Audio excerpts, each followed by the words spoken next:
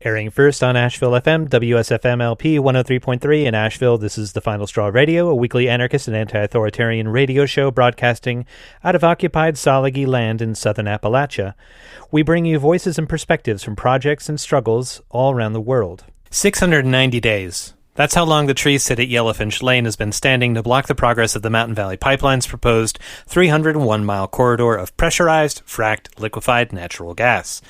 This week we speak with Dustie Pinesap and Woodchipper, who are at the Yellow Finch Tree Sit in so-called Montgomery County, Virginia. They talk about the MVP, the recently canceled Atlantic Coast Pipeline, or ACP, resistance during the pandemic, solidarity with the uprising against capitalism and white supremacist policing, plus a whole lot more. We'll share links to their social media and contact in our show notes, available up at our website, as well as links to support them monetarily or sign up to join them physically. If you're in the Asheville area, the Asheville City Council will be conducting a hotly contested vote on police and other budgets Tuesday, July 28th. According to the Instagram account, at DefundAVLPD, there will be a rally that could turn protests starting at 5 p.m. in front of the Asheville City Hall at 70 Court Plaza in downtown. Anarchist prisoner Michael Kimble and fellow prisoner Brandon Oden have begun a hunger strike from all food other than water to protest the following: the inept mishandling of COVID-19 crisis at Easterling Correctional Facility in Alabama, a lack of outside exercise time, a lack of access to the law library, a lack of access to immune-building foods and fruits, a lack of clean and fresh water, a refusal by administration to release all vulnerable prisoners being held at Easterling, and a lack of proper testing and quarantining. Kimble and Oden are asking that everyone call and fax the governor and commissioner to demand that they seriously address and correct these problems. You can call Alabama Governor Kay Ivey at the following number: 334-242-7100. That's Nation Code 1, 334-242-7100. You can call Commissioner Jeff Dunn at Nation Code 1, 334-353-3883. And both of these numbers and also fax numbers will be up in our show notes alongside a flyer that folks can post around to share this information with other people. They're calling for the phone zap to start today, July 26th, and go at least until the 30th. TFSR is a proud member of the Channel Zero network of anarchist podcasts. You can learn more at channelzeronetwork.com.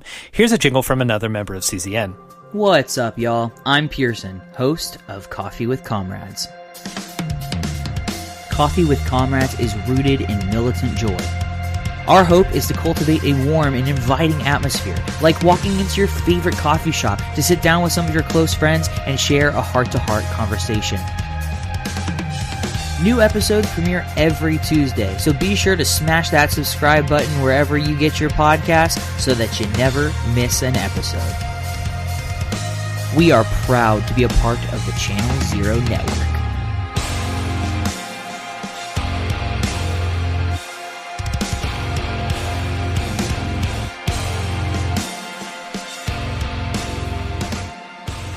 And now some words from anarchist prisoner Sean Swain. What you say, what you say, what you say, what? We'll come like a boss! The Department of Homeland Security released an official tweet that said, in part, and I quote, "Portland is rife with violent anarchists assaulting federal officers," unquote. How cool is that? So, big shout out to all the friends of Portland who have finally put us violent anarchists on the map. So, a little background as to what's actually happening. What we're now witnessing is the further consolidation of the fascist police state. The sociopath in the White House realizes he can't get reelected in November. And I think it's pretty clear that Trump and the pet badger stapled to his scalp have absolutely no intentions of leaving office, of relinquishing power. This jackwagon plans to scream fake news, hoax, election fraud, corrupt Democrats, deep state, and use that as an excuse to remain in office. Just last week, he was asked if there would be a peaceful transition of power if and when Joe Biden gets elected. Trump refused to commit to that. So the writing's on the wall. This idiot intends to create a constitutional crisis and nullify the upcoming election and turn the United States into a banana republic. Don't be surprised if you see this jackwagon out shopping for knee-high leather boots and a horse crop. The problem he has, he alienated the military. In the wake of the murder of George Floyd, Trump tried to get the U.S. military to obey unlawful orders. Active duty military were dispatched to Washington, D.C., and they stayed for a short time before Trump's underlings balked and withdrew them. Then you had Trump's Bible photo op where cops bullied peaceful protesters off the street to make way for Trump and his entourage to stroll up to a church and wave a Bible around. Chairman of the Joint Chiefs, Mark Milley, was part of that entourage, and he later released a video of his apology, making clear his decision that he would no longer be a prop and that the military would not be politicized. So, after the withdrawal of the troops that Trump wanted to remain, and after the chairman of the Joint Chiefs sent a clear message, the corruptor-in-chief needed to find new allies with guns who will do his bidding. Portland became the excuse for Trump to give illegal orders to some federal law enforcement agencies to see if they would obey. He dispatched ICE and U.S. Marshals to go terrorize folks in Portland, and the folks in Portland responded by wilding out. Another shout-out to the violent anarchists in Portland. Go team. And just to be clear here, what Trump is orchestrating is an illegal operation. Not that we as violent anarchists care about laws, but just to point out that the hierarchs really don't care about them either. The agency head of ICE knows that immigration control agents have no jurisdiction over directing traffic in Toledo or nabbing jaywalkers in Austin, or rounding up protesters in Portland. Whoever the agency head is at ICE, he knows that what he's been ordered to do is not the job of his agency. And yet, he's followed orders. He dispatched ICE agents to Portland. Same goes with the U.S. Marshals. Whoever the agency head is at the U.S. Marshals, that bureaucrat has had to have read the charter for the agency.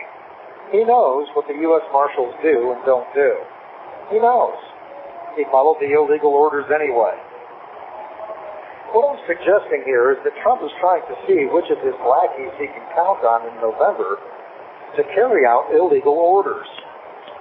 I noticed the FBI, who has a long inimical history with this clown, weren't dispatched to Portland.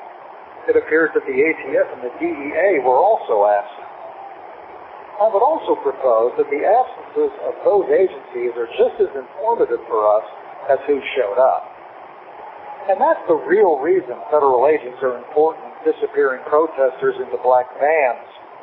This is Trump attempting to determine who can be corrupted and shaped into his own Gestapo force.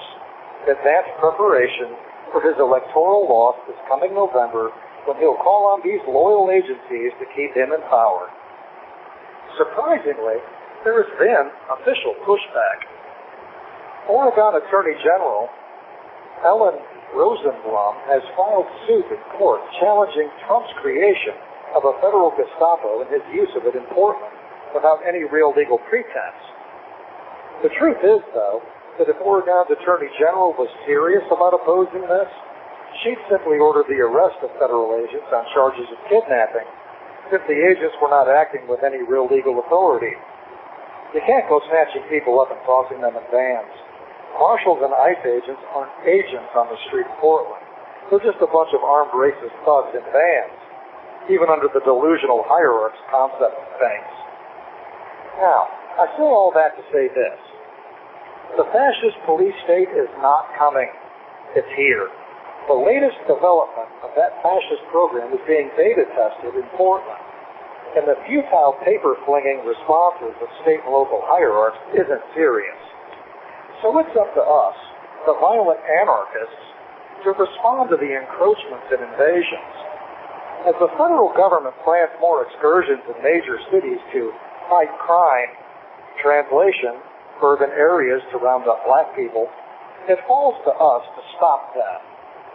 The question isn't whether the oppressive police state will employ violence to pacify and control the population.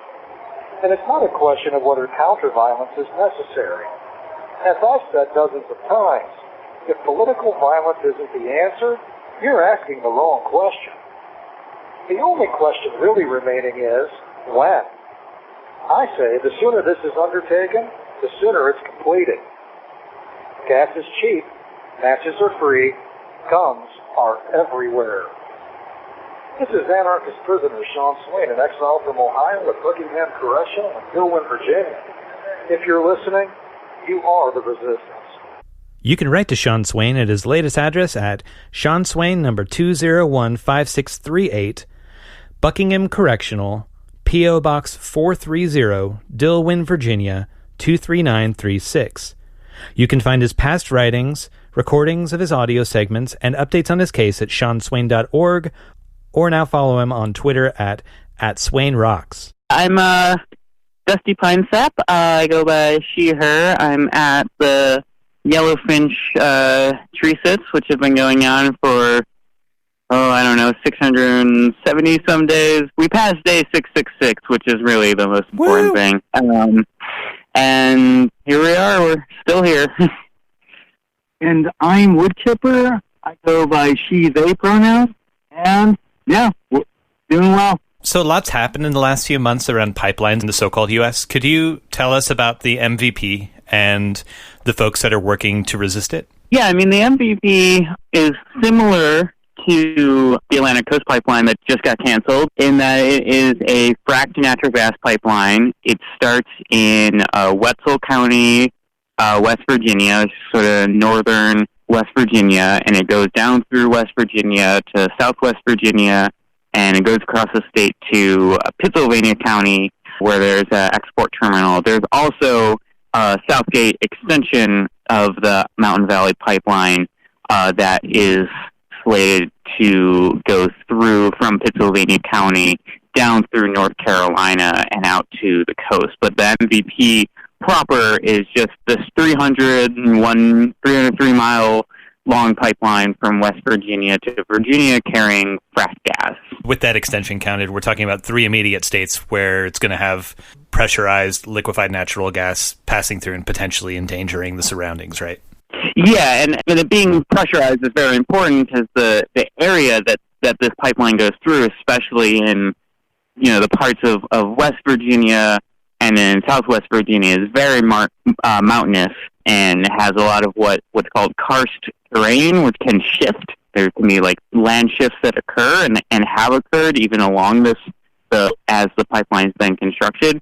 So any pressurized gas going through those pipes is subject to catastrophic failure, in addition to just the day-to-day operations of the fracked natural gas wells that this pipeline relies on. It's been about a year since you and I chatted, Dusty. Can you talk about who all is involved in blockading the pipeline? Because it seems like there's a few different levels to resisting a pipeline, right? A few different styles of and manners of engaging with pushing back on it. Yeah, I mean, there's certainly been legal challenges to the permitting process since this pipeline came about. I think maybe 4 or even 5 years ago as this initial process. So there's been a legal process. The sits here are part of a broad direct action campaign that involves these tree sits. There were tree sits and other aerial blockades that went on Peters Mountain, which is the mountain that borders West Virginia and Virginia that crosses has the Appalachian Trail. So there were blockades there in September of 2018, and those effectively stopped the pipeline construction along the Appalachian Trail. Now, on the legal end, the Atlantic Coast Pipeline and the MVP were part of a Supreme Court case in which the Atlantic Coast Pipeline won, and by extension the MVP won, that they were then allowed to cross the Appalachian Trail. But then since then, the Atlantic Coast Pipeline has been canceled, probably due to the foreseen cost of the direct action campaigns that have befallen the MVP, in which we've done multiple blockades, both, with a lot of like local resistance has happened here too. In West Virginia and in Virginia, people have erected tree sits on their own property, as in the case of Bent Mountain, which is very close to where I'm at along the Yellow Finch Lane. And also people have barricaded themselves in vehicles. Becky Crabtree is a local school teacher in West Virginia that blockaded construction of the pipe near where she lived in an old Pinto.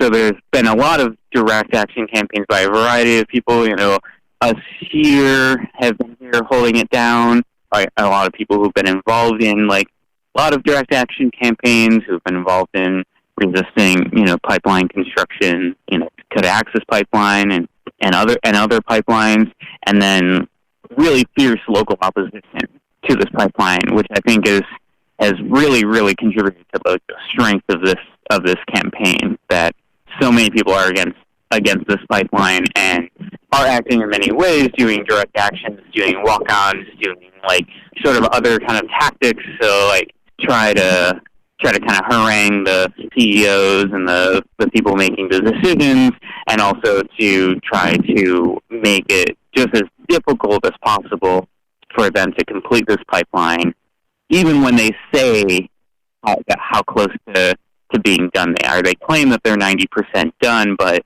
I'm not quite sure if those numbers are accurate, and even if the percentage is accurate, that 10% encompasses a hell of a lot of work, such as crossing the Appalachian Trail, crossing us, and doing a bunch of water body crossings. They still have to cross the Roanoke River and the Greenbrier River. So because this pipeline is so long and it affects so many communities, the resistance has been very, very like diverse in terms of like tactics.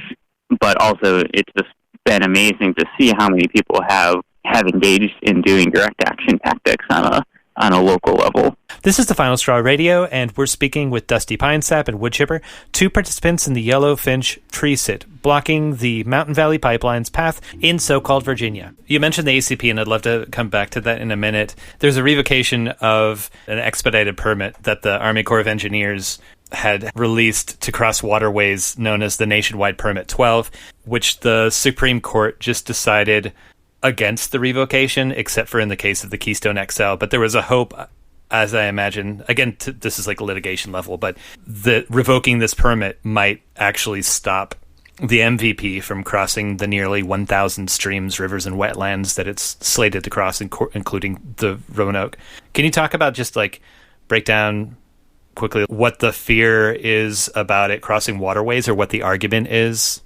The fear is that they won't be able to do it correctly, and there is no way to do it correctly. The environmental and just human impact of trying to cross these waterways is enormous, and the Nationwide 12 permits are kind of designed to get around all of these all of the environmental laws around how you affect things in the duration of your construction and afterwards, but permits are important for them because it gives them an ability to just kind of power through all of these streams and just to use that one permit. But the thing is, the reality of it is, even if they don't use the Nationwide 12 permits, they can still apply, and they have applied for individual variances.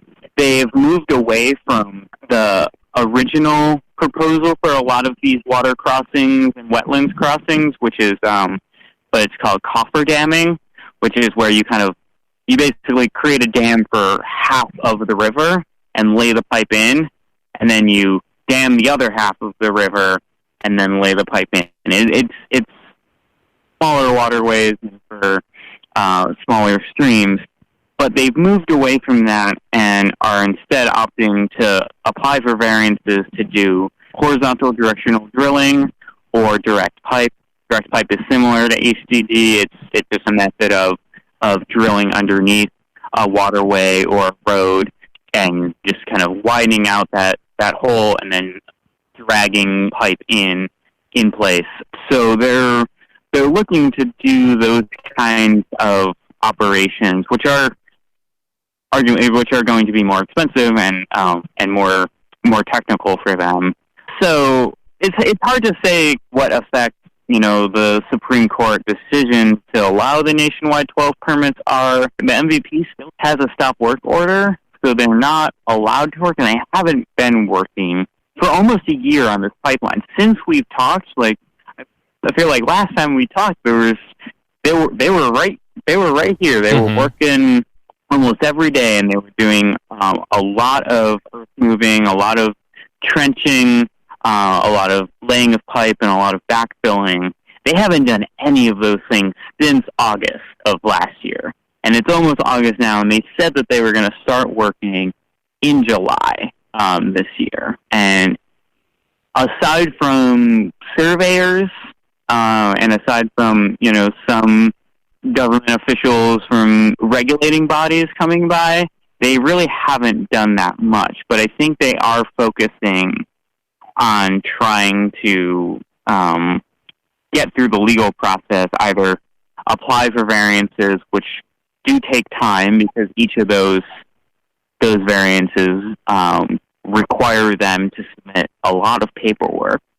So I think probably what's been holding them up is the uncertainty around those permits. And while they have gotten legal victories over time, there's still a tremendous amount of legal uncertainty and multiple different levels of stop work orders and of losing their permit. So at this point, I'm not entirely clear on what their strategy is, and maybe they're not entirely clear on what their strategy is to get around some of these kind of sticky permitting situations that seem to be changing rather rapidly, in the scope of how legal cases do drag on.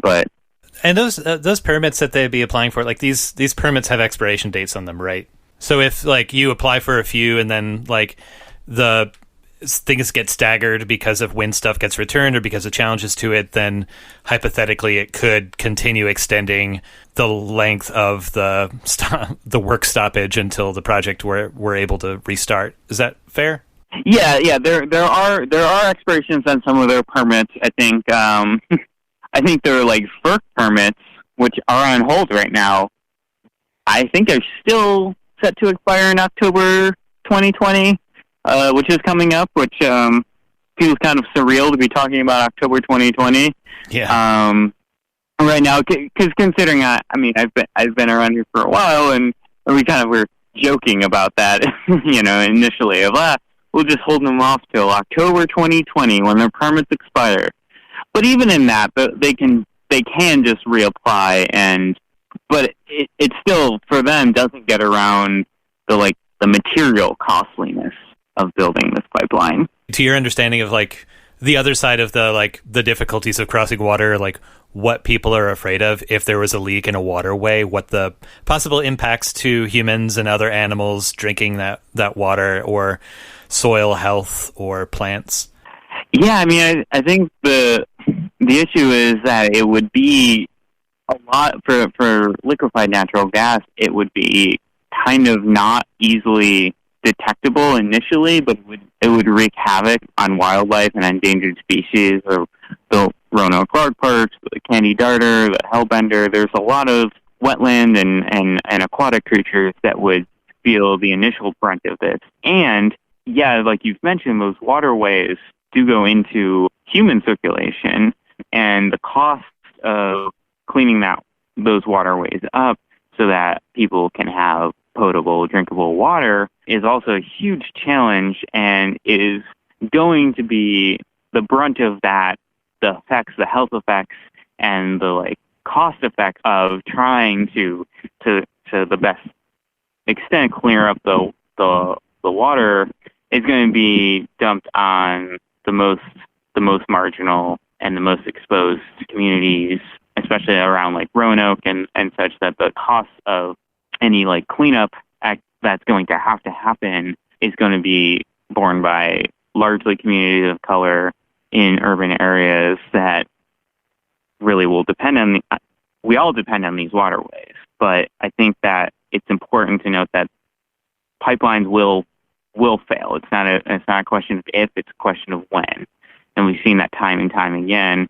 And you get liquefied natural gas and other sort of chemicals that are going to be released as a result of pipeline failure. You're going to have pretty disastrous health effects. And yeah, so I guess that is the thing, is that these effects are going to be borne by someone, but it's not going to be the people who are pushing this pipeline. And I get furious when I read articles from like the industry, which I try to read some of the industry articles about how shutting down these pipelines is going to be disastrous for poor communities. Yeah. It's bullshit, because the fact of the matter is, going to be communities that are going to be the first to experience any adverse effects when these pipelines fail. And also, just bringing a bunch of workers from all over the country during the pandemic doesn't seem to me to be a very good move. Yeah. Like, people, especially since I'll be bringing people from, like, Oklahoma, Utah, like, then all these folks coming. And so far, I've seen the workers only wear masks when we're videotaping them, but now they seem to be better at it. But first, they were not wearing them at all, so... Yeah, and they're just going to be in the community going around, and yeah, a lot of these pipeline workers. They don't even really live in man camps around here. Not that I've seen.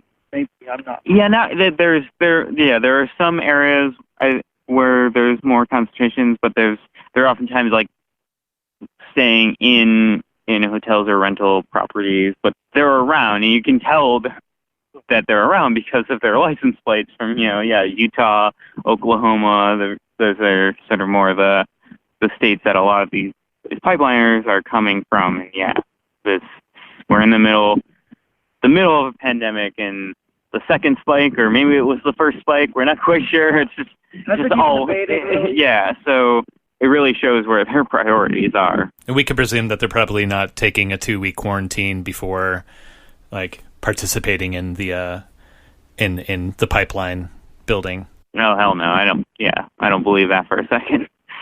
Here's a pertinent PSA from the Channel Zero network of anarchist podcasts. Hi, I'm Eamon from the Radical People podcast on Channel Zero Network. Did you know that the Earth First Journal is turning 40 years old this year? If you're not familiar, the Earth First Journal is a radical print magazine committed to reporting on resistance and defense of the wild. For 4 decades, they have covered everything from forest defense and sabotage to street demonstrations and lockdowns. If you are interested in reading and supporting the journal, as well as getting some history of Earth First, buy a 1-year subscription now and get the 40th anniversary issue upon release this summer. And if you'd like to receive a 20% discount on a year-long subscription, upon checkout, enter the promo code EFJ40THCZN. This is the Final Straw Radio, and we're speaking with Dustie Pinesap and Woodchipper, 2 participants in the Yellow Finch Tree Sit, blocking the Mountain Valley Pipeline's path in so-called Virginia. So it was mentioned earlier, the Atlantic Coast Pipeline and its cancellation in early July would have run about 600 miles from Harris County, West Virginia, across Virginia, and down to Robeson County, North Carolina. There's a lot of speculation about the impacts of the end of the ACP on the production of the MVP, like that it sets a standard that is going to endanger the existence of the MVP as a project and might help end it sooner, or that more industry interest is going to be in, like, suddenly focused now on the MVP or the ire regionally of folks that don't want a pipeline coming through their area because of the huge impacts, that it's going to concentrate the ire of communities against this project and help take it down faster, or that demand is going to have to be served by one pipeline or the other to go feed power plants in the region. Do you have any like insights into what you think the impact of the end of the ACP is going to have on the Mountain Valley Pipeline? Yeah, I don't know. It's hard to say. I'm cautiously optimistic. It's great to hear that the ACP has been canceled, and it does appear that it's actually canceled, unlike the Dakota Access Pipeline, which seems to be in a legal limbo now, and they're refusing to shut down. But the ACP wasn't nearly as completed. They did some clearing, and I think they did some laying of pipe, but like maybe 10 miles or so. They didn't they really didn't do a lot of construction along the ACP, which I think they were just looking at their potential ballooning costs because, the communities, like you said, like have been really, really very much opposed to the Atlantic Coast Pipeline. And now with that out of the way, we've definitely always had support from the people resisting the ACP and vice versa. Like we're all trying to resist the same pipeline kind of, multi-headed snake that is encroaching on these stolen lands, so-called America. So it is, same struggle, same fight in a way. So I think that there is going to be renewed opposition to the MVP because of the cancellation of the ACP. But it also, like you mentioned, it might mean that the oil and gas industry, the fracking industry, may see the MVP as kind of their last chance because they have done a lot of construction on it, that they say they're nearly completed, at least on paper. Again, they haven't done some of the most treacherous terrain yet. Like right behind the Sits is some of the steepest hills and mountains. So getting through those is going to be very difficult. But even with all of that, the industry might see this as kind of their last ditch effort. It's kind of a waiting game to see, like from the industry side, how they're going to be calculating this. It does seem like the fracking industry, by and large, is feeling the brunt of a lot of the economic slowdown, and so fracking doesn't seem to be doing as well as a business model. Not that it really ever did all that well. A lot of the reasons that it was doing quote unquote well when it was a lot of subsidies and funny accounting going on. So I think that there's going to be renewed opposition and renewed interest on the industry side to try to get this pipeline completed. But at the same time, the overall economics of fracking are pretty dismal. And in the most optimistic moments I have, it could, I can see that the cancellation of the ACP could hearken the death of the MVP, or at least, that the investors will see that it's the most profitable investment and pull out. But EQT is doing some shareholders meetings, some earning calls coming up, and they're, of course, always trying to paint the brightest picture for themselves. These are just minor setbacks and we'll be chugging along. But again, they said that they would be here right now constructing, and they're not anywhere along this pipeline constructing yet. By and large, canceling the ACP is gonna hurt them because the community resistance and the community building that we've been doing for all of this direct action campaign that's gone on for a long time. There's strong community ties. So I think that's something that gives me hope. So there's obviously like the selling points that the execs are going to make and the representatives are going to make on that shareholders call it they're going to have. And they're going to try to make money out of this however they can. But with the arguments that the companies involved with this and some of the politicians that are on their side make about the importance of the MVP, I'm wondering if you can sort of address some of those things for any listeners who are out there in the audience for a radio broadcast, for instance, and aren't fully on the anti-pipeline side. Like, what sort of impact is this really going to have on, for instance, like job creation? Like you all mentioned that most of the workers on the pipeline aren't from the local community that's being built through. They're folks that are coming in from out of state. And I imagine it's just a lot of the same people that get employed for each of these projects as they move forward. Or like market desire, energy independence. Like when people make the argument that this is actually going to be a boon just in an economic sense for the community or for the nation or for the state, how do you respond to that? Yeah, I mean, on the jobs angle, yeah, the most of the construction workers that are building this pipeline are not from the local area. They're mostly from, I guess, Oklahoma, Utah, and also those are only short-term jobs. If people are looking for long-term job creation, which, I about jobs in general, but, if you're looking at long-term job creation, this ain't it. The model of them constructing this pipeline and then the jobs of maintaining this pipeline are going to be very, very few. So, this doesn't actually bring in jobs. I've heard the argument that, when are coming through the area, then there is sort of a positive and economic impact from the amount of money that they spend, but that also is very temporary. And also, I haven't seen it really a lot of hard data on that. Just, people having some sort of anecdotal feeling that having this large construction project in their backyard will be beneficial for the economy. So I don't really see the job creation aspect of it because, one, they're not long-term jobs, and that any amount of short-term benefit that you get, I think, is going to be outweighed by the environmental impact. As far as the whole argument that a pipeline for energy independence, I think that's frankly bullshit. Even one of the new CEOs of EQT, Toby Rice, in a shareholders meeting many months back, I forget how long ago it is, admitted that a lot of the bulk of this pipeline is going to be for export oriented. It's not necessary.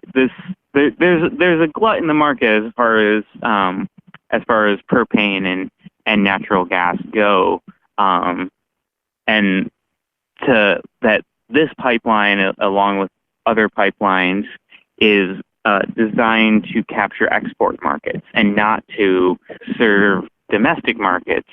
Because the move has been away from fracking because the cost of fracking, both the environmental cost but also the monetary cost of operating fracking wells, is so high compared to how much actual natural gas you get out of it, that you just have to do so much of that and then focus on export markets. So I feel like the argument that this is going to be for energy independence just isn't borne out in reality and is a complete industry talking point. Yes, some may feed into existing power plants.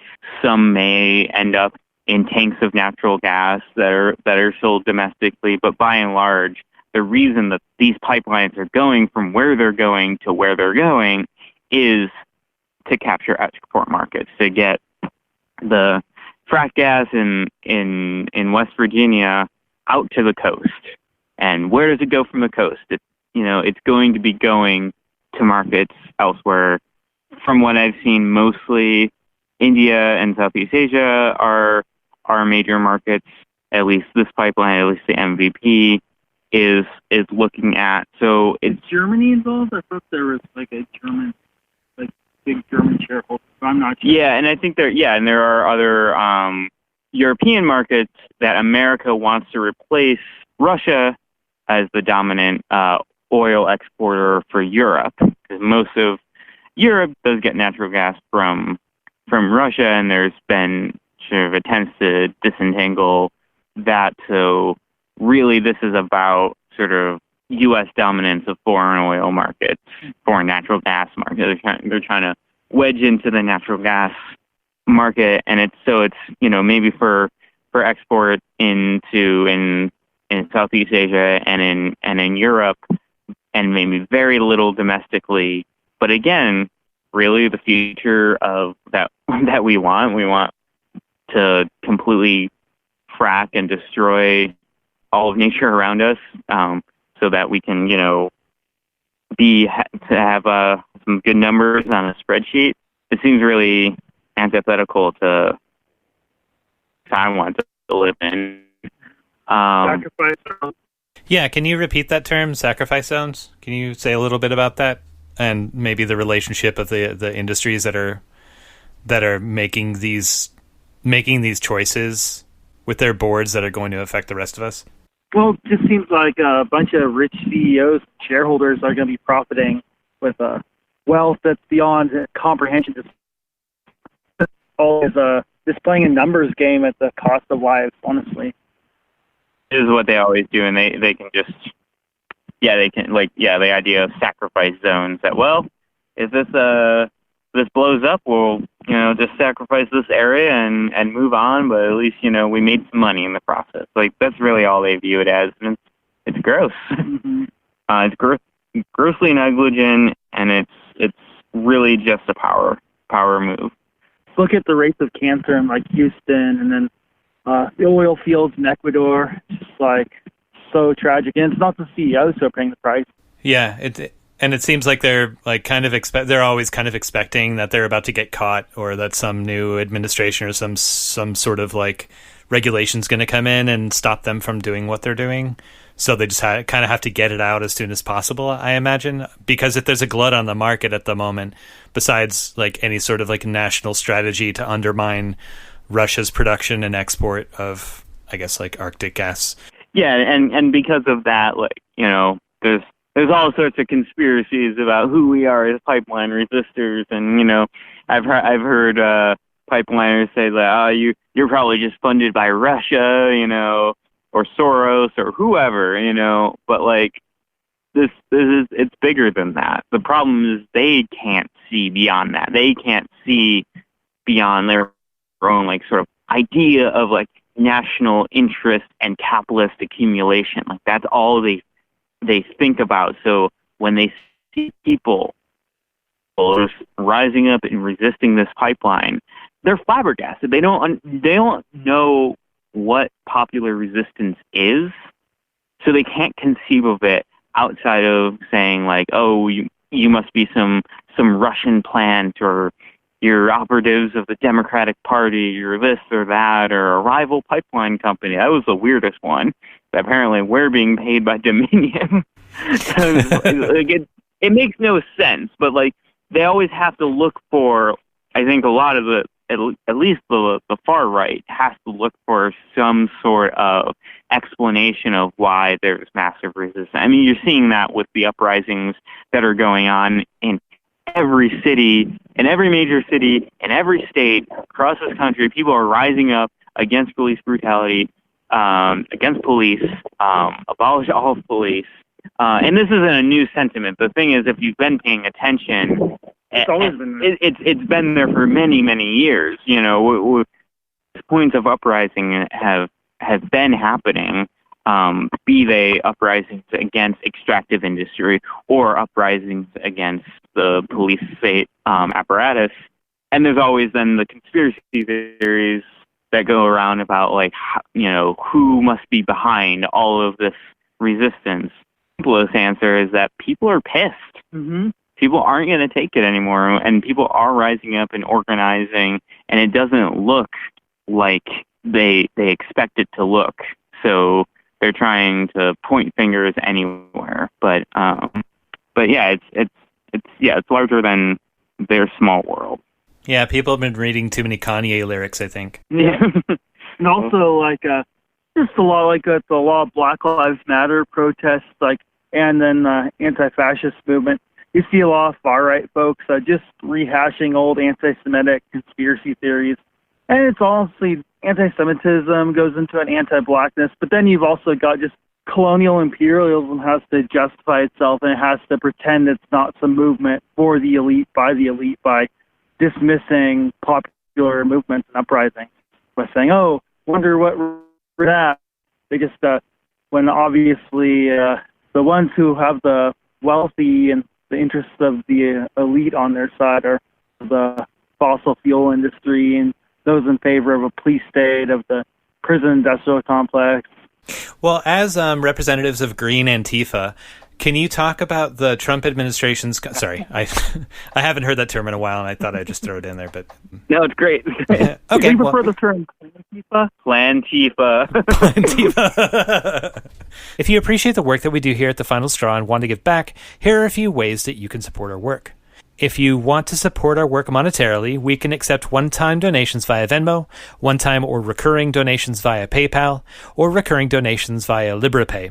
If you want to make a recurring donation via Patreon, there are a few levels of thank you gifts that we can offer, including stickers, buttons, mixtapes, zines, and Final Straw t-shirts. If you just want a shirt or merch for yourself or as a gift, we also have a Big Cartel store. All of these links can be found on our website by clicking the donate/merch button. If you don't have the money, no problem.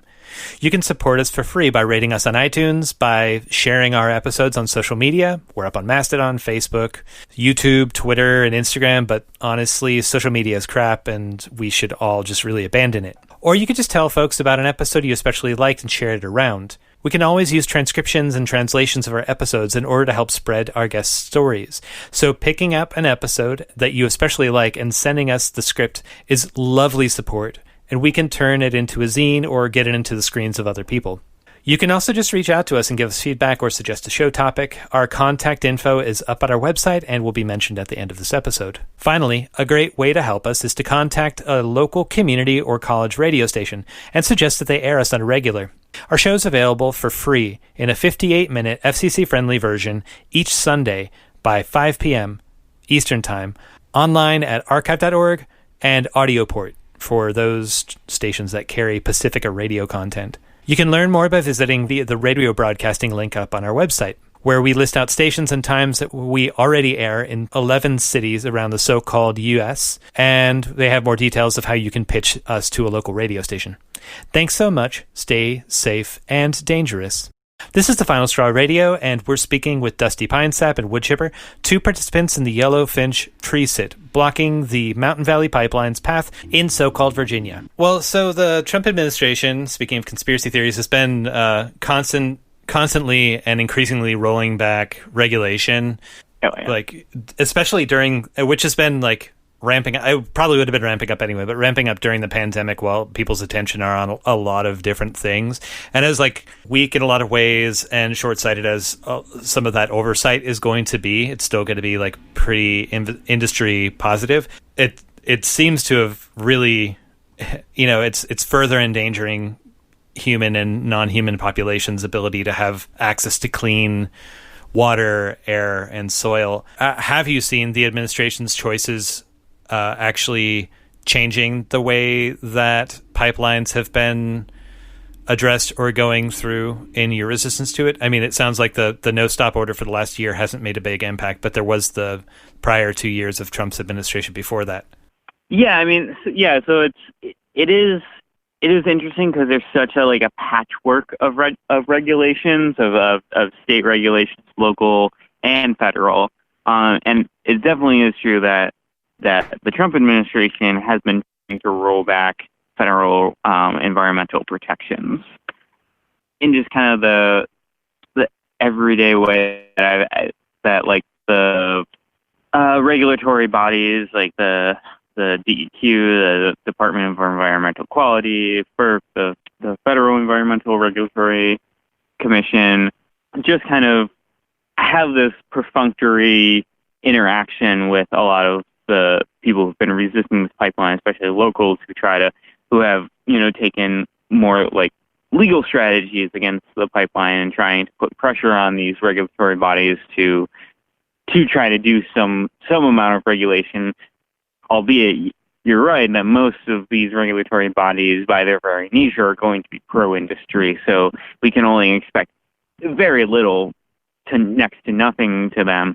But I think that really what I've seen is kind of a shift in the tone that these regulatory agents, when they come by and when they talk to people in like public comment periods and such, they're just more brazenly defiant that it's out of our hands. We're just a rubber stamping organization anyways. They don't say that, but it really is in how they posture themselves, at least what I've seen sort of just anecdotally, that they know that their job is tied to approval of these industry projects, that it's not tied towards regulating them, that's only a smokescreen, that regulation really means providing some form of legitimacy to these industries. And I feel like that a lot of those regulators have taken that to heart. I think with the federal government under Trump has made very clear inroads into those regulations. And I mean, I think even the Supreme Court, decisions and show that that's really always been the case, that these environmental regulations are only there insofar as they have some inroad for businesses to continue doing business as usual. The Supreme Court decision that went in favor of the ACP and the MVP, allowing them to cross the Appalachian Trail, that was the recent legal victory for the pipeline industry. It wasn't a very close decision. I think it was like maybe two people on the court dissented, but I think it's not ever been the case that these regulatory agencies have any teeth to enforce anything. But I think they're feigning less exasperation now, because they're just like, okay, whatever, we're here, we'll kind of listen to you, not really, and we'll be on our way. Just like with other things, like with inherent white supremacy of this colonial settler state, I think the Trump administration has definitely made everything worse, of course, but also just revealed the underlying true feelings of a lot of these agencies and a lot of people in general. So, definitely. Yeah, I guess that's the one thing that they've done really well, is just kind of pull the blanket back and show how ugly they are. Yeah. So before the pandemic hit, or at the beginning of when the pandemic really started becoming known about and started spreading visibly around the United States, there was a direct action training that happened in Virginia. I don't know if it was necessarily connected with the Yellow Finch struggle or the MVP in particular, but I was wondering if you all could say if you have knowledge of it, like how it went. Yeah, I believe it was West Virginia. Yeah, so-called West Virginia, but it wasn't there. I was over here. The thing is that the pandemic was just getting really hot around then.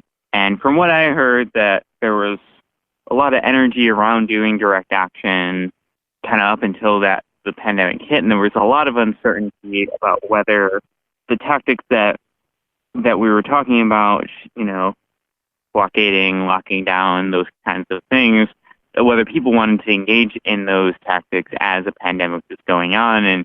And since then, we've seen how virulently COVID spreads in jails and in prisons.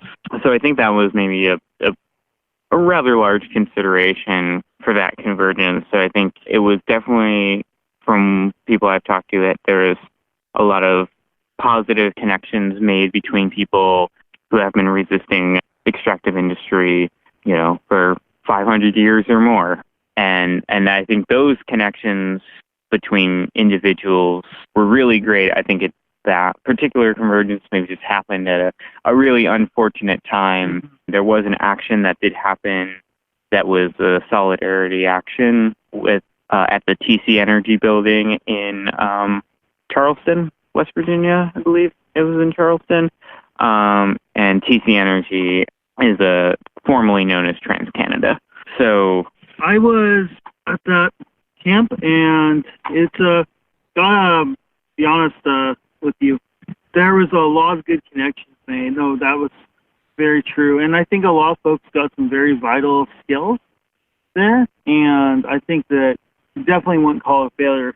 I know there was a lot of sadness and disappointment when it was decided by folks bottom-lining things who were Indigenous elders and leaders in the movement that we shouldn't just, for the safety of both local incarcerated folks and for our own safety. But I think overall, what's going to be valuable, I hate to sound cliche, we learned a lot of lessons about centering Indigenous and BIPOC folks in discussions and in actions and ensuring their safety.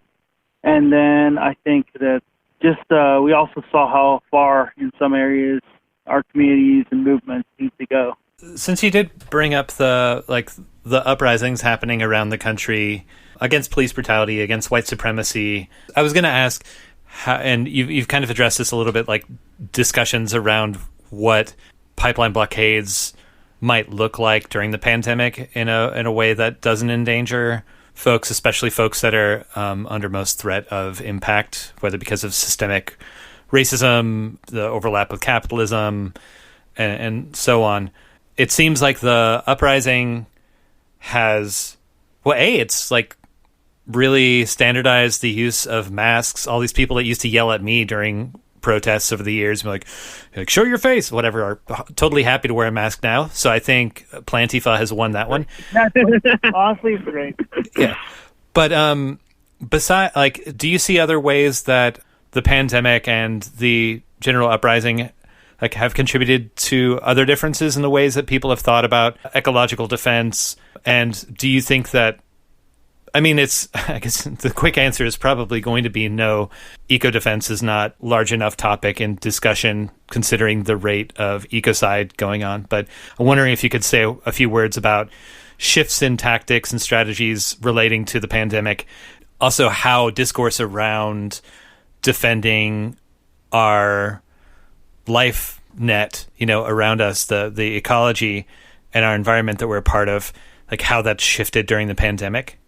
Yeah, I think, around the pandemic and around the uprisings, I feel like a lot of this kind of has been kind of dovetailing together. Like I said, like the resistance to police, to the modern day overseers, to the class traders of capitalism has been around for a while. And I think that in this latest kind of uprising has really been spurred on and continues to kind of grow, partially as a result of the pandemic. So many people are out of work and like the economy is slowing down, that like in this way where people have an amount of free time that they maybe haven't experienced before, and the like sustainedness of these protests and uprisings has been, I think, partially linked to that. And just engaging mutual aid too. There's been so many mutual aid programs, and even by folks that weren't involved in anything radical, or sometimes not even anything like what we say liberal or anything, just getting involved in helping the communities and also needing assistance. So I feel like this is really opening people's eyes to another world in which we're like, instead of just chasing money all the time, maybe we can build our community up and help each other and live in a sustainable way. Yeah, I think there's been a lot of skill sharing around. I've been seeing a lot of gardens. Like every time I'm on social media, it's like gardening, sharing tips. This has been amazing. Yeah, and just more kind of skills being shared around like doing like food deliveries and cooks for like and public feeding and serving of people in like parks and all over the place, and just trying to get people resources. And this has been something anarchists have been doing a lot of. For every window smashed, there's probably 10 or so food not bombs that have been feeding people for decades now. For every destroyed Confederate flag, there's been like 50 beets grown, organic beets grown. So it's just like so like the stuff that we've been as anarchists and anti-authoritarians have been doing for so long, it's really dovetailed with this pandemic and brought in a lot of people, and in the uprisings have continued on that mutual aid. And it's kind of great seeing these uprisings continue happening. I know there's been some media coverage about like whether these protests are endangering people because of the spread of the virus, but actually it seems that evidence-wise, since these protests are happening largely outside and largely everyone's masked up, it hasn't really been contributing to the uptick in cases. What does seem to track with the uptick in cases is states reopening. If you look at data on the amount of credit card transactions in a state and in a local area, that has a much, much higher bearing on the number of cases spiking in those areas, and there's pretty much no correlation between protests and the cases spiking where they are spiking. So I think that's an interesting thing to see, that like through like mutual aid and caring for one another, and part of wearing masks is caring for those people around you so that you don't unintentionally harm people, and also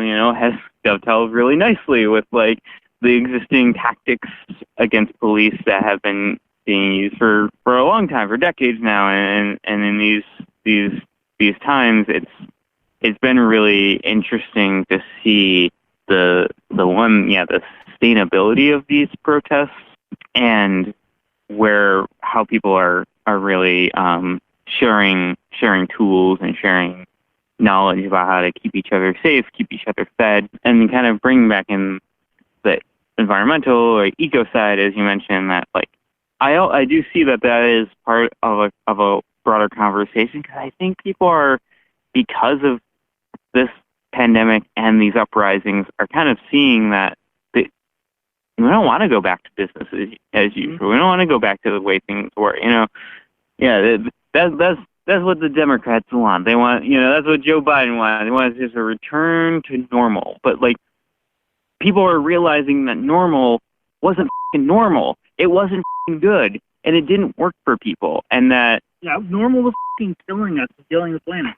We don't want that. And I think people are having the time and the space to really dig deep and to realize these things about capitalism and how underlying all of our problems capitalism is. And so I think that has been really, really strong builder of this collective resistance. And we're doing our thing here in the woods and blockading pipelines, and we'll continue to be doing that until they announce that the MVP is canceled too. But because seeing this is tied up to all of those things, because they really need things to go back to business as usual. That's my little. Trump is frantic. That's why he's like throwing people to the wolves, proverbially. Sorry, wolves, love wolves. And just saying, "Oh, gotta go back to work. Let's get the economy." And start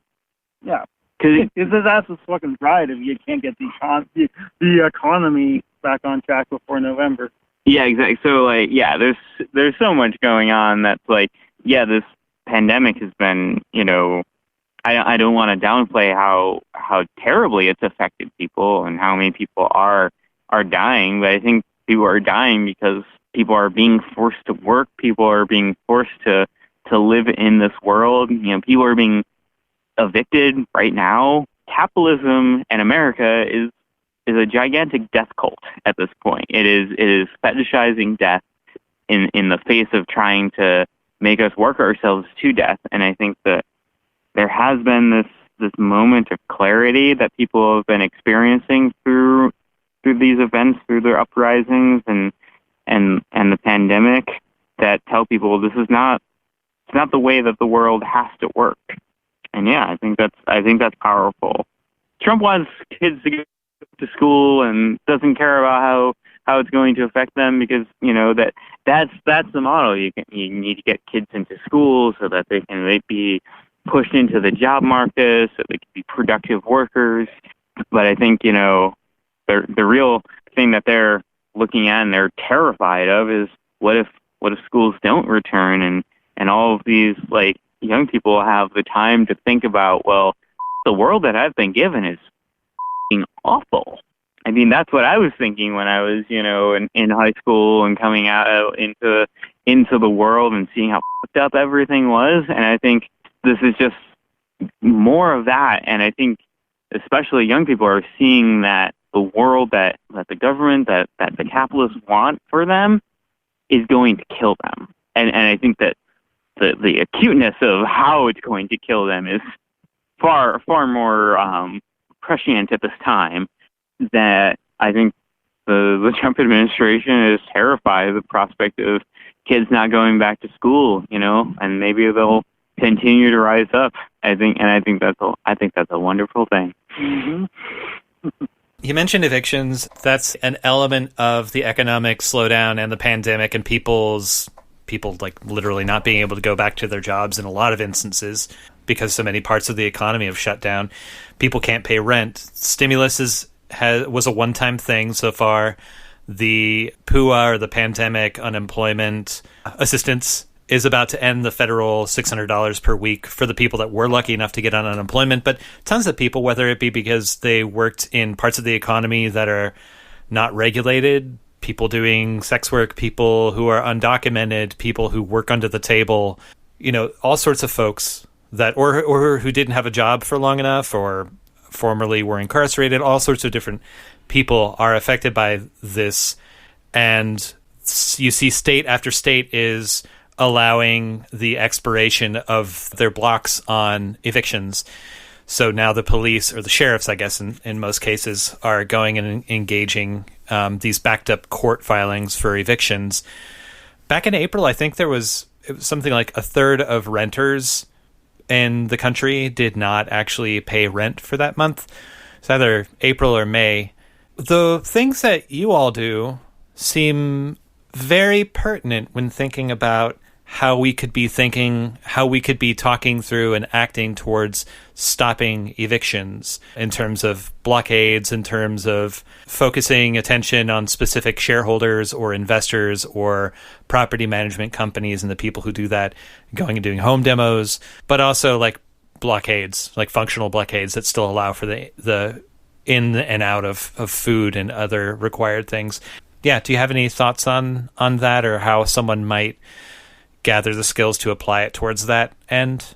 Yeah, I mean, there clearly have been a lot of renewed resistance to evictions all across the country. I've seen people occupying houses that either were owned by landlords or they were owned by, in some cases, the city, and just kind of left to rot because it was more profitable in the long run to leave those properties so that market rate housing can move in. I'm thinking of here right now, there's a lot of occupations of PHA-owned houses. People should look into that. Has been really great. Also in like New York and in Oakland and everywhere, there's been like this renewed effort, or maybe not renewed, but just there's a lot more. Maybe has been more opportunity, more communication around like resisting evictions. It's always been going on and always have been affecting the most marginalized, and always affecting poor folks, people just day-to-day struggles under capitalism, whether they work in whatever industry or economy. Yeah, so I think, blockading tactics, and I think in Philly, the cops have tried to evict some of these encampments and some of these home takeovers unsuccessful. And I think it shows that their power to evict is not as strong as they want you to believe, and that they have zero moral authority to do so, especially during a pandemic. But even not during a pandemic, housing is a right. There's so many houses that are just laying empty or vacant, and the point is to drive up the market cost of an area so that people can make profits off of it. I mean, if you look into it, Breonna Taylor was killed because of development.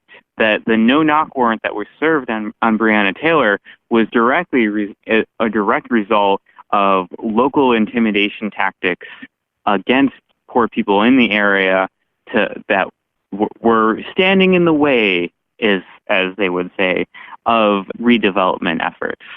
So I think all these things kind of do dovetail, and we're here defending this piece of land, this piece of occupied territory that, it isn't the right of the government or any corporation to continue to up this land, and we're doing a small part to try to stop them. And here, and we've been experimenting with lots of different tactics and blockading tactics, and on sort of a technical aspect of doing aerial blockades and doing other sorts of blockades. But yeah, I think there is a lot of room to share information, and I've been really inspired by what I've seen for people resisting evictions. And I think the thing to take away is it's possible. They said they were going to get us out of here over a year ago, and we're holding on. The cops and the state is kind of at a loss. They don't really understand how to deal with this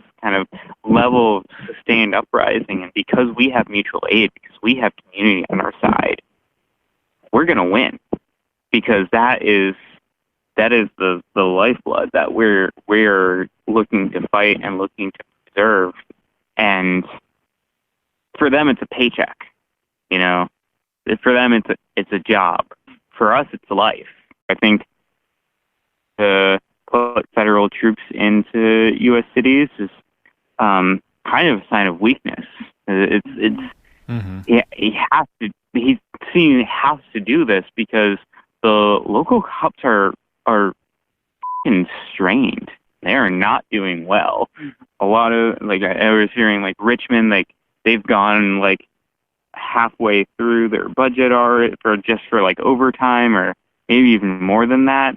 And, like, the surrounding counties are not helping out with protests anymore because it's too costly, and you know, lots of cops are quitting. Great. I hope they all quit, you know? Mm-hmm. I hope they realize that they're hated, that no one wants them, and that when they go away, people can go about their lives and live and help each other out without landlords, without property, that we can do it. Just as you were answering, I reached over to my bookshelf and picked up this lovely little book called The Direct Action Manual from Earth First, which is probably available on the Journal's website. I think so, yeah. Lots of interesting information in it. Yeah, it's amazing when these struggles that sometimes can feel very, like, we know that they're not, but they can feel really pigeonholed and separated. Yeah. But at times like this, it becomes very clear just how intertwined they are, and how much a new world, like, for us to, like, unchain the world that we live on and create a new way of life or whatever, like, that it requires looking at all these different things and how they are intertwined with each other. Yeah.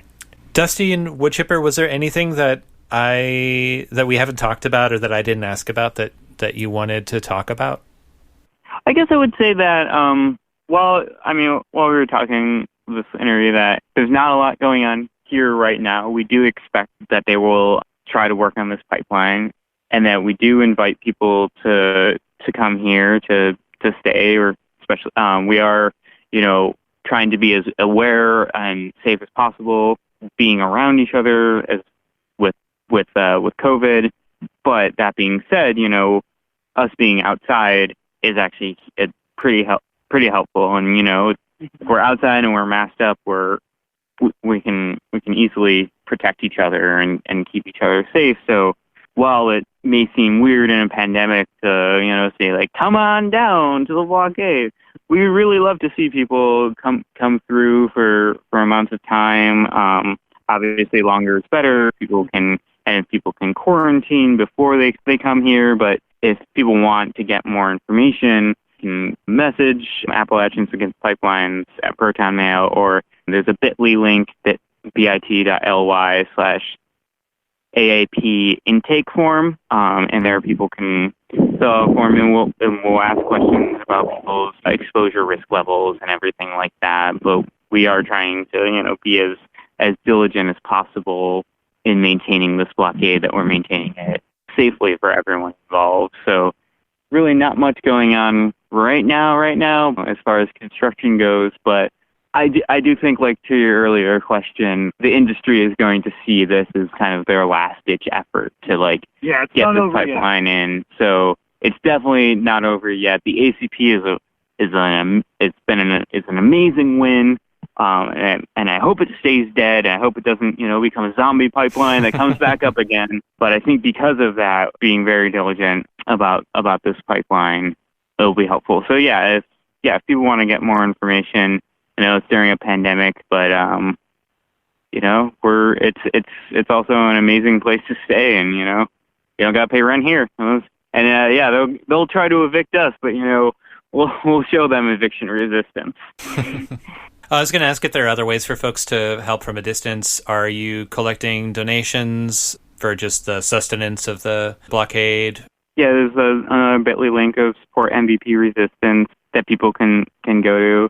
You know, it's interesting in these times. There's so many different things that are being crowdsourced donation-wise, like, during this pandemic. So, like, I don't want to plug us as you know, donate all your money here. But, like, it is a way that people can help. But we do also have amazing local support here. So and there are ongoing court cases and legal cases that will definitely cost money in the future and are ongoing. So people can donate money if they want to.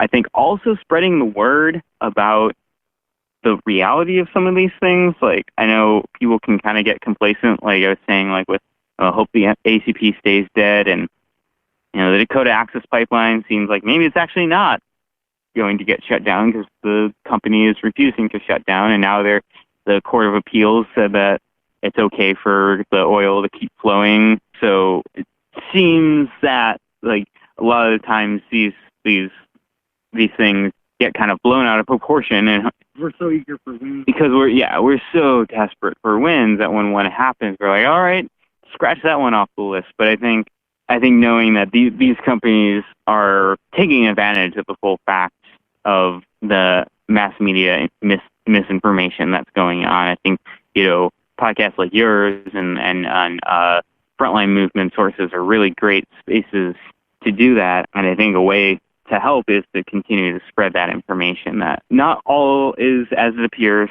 I think we've had some great wins. We will continue to have great wins, and we're continuing on. But yeah, I think being real and kind of soberly assessing the situation that it ain't done yet. It ain't done yet. Well, thank you both for being available and making the space to have this chat, and really enjoyed it. It's good chatting with you again, Dusty. It's nice to meet you, Woodchipper. Good to meet you. Thank you. This is The Final Straw, and I'm Bursa Goodness. This show will later be archived at thefinalstrawradio.noblogs.org, and you can email us with questions and suggestions at thefinalstrawradio@riseup.net or thefinalstrawradio@protonmail.com. If you'd like to use any episode for your project or radio show, feel free to do so. Just send us an email to let us know. If you care to, you can send us letters at The Final Straw Radio, P.O. Box 6004, Asheville, North Carolina, 28816. This show is brought to you by Firestorm Books and Coffee. Located at 610 Haywood Road, Firestorm Books and Coffee is a worker-owned co-op in Asheville specializing in offbeat, underground, and independent literature. You can find a catalog of Firestorm's books and zines, plus a full calendar of events up at their website, firestorm.coop.